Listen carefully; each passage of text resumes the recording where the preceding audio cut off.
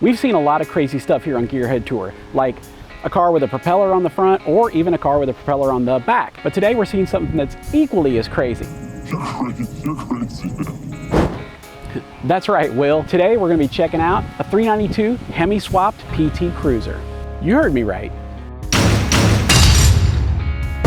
Hi guys, my name's Dan Baker, and I'm standing beside my 2002 PT Cruiser. I worked for Chrysler Corporation for 30 years. When I was working for Chrysler, I said someday I'm going to build some kind of a different hot rod. And when they came out with the PT Cruiser, I said that would be a nice car to put a big engine in.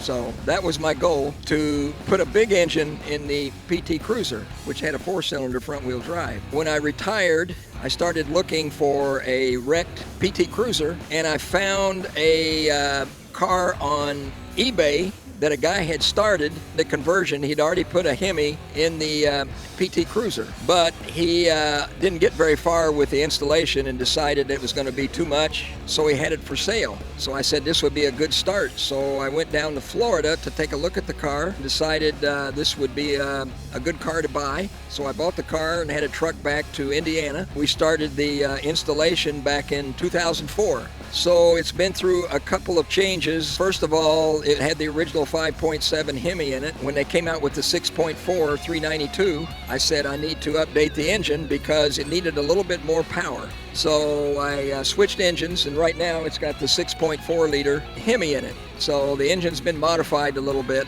I think it's about 650 horsepower now. It's converted over from front-wheel drive to rear-wheel drive. You had to raise the floorboard up 6 inches, build a tunnel for the drive shaft. So it's got a full tube frame. It's got a C5 front suspension Corvette, and the rear suspension is a C4. It's got a Dana 44 rear axle Corvette. It's got coil-over suspension. I built it so it looks like a sleeper car. So if you don't hear it, it looks just like a regular PT Cruiser. The original build took about 12 years to complete. I couldn't do it myself, so I had most of the work fabbed out. It's finally completed, and it's been a real fun car to drive, especially when people hear it go by. They have to look twice.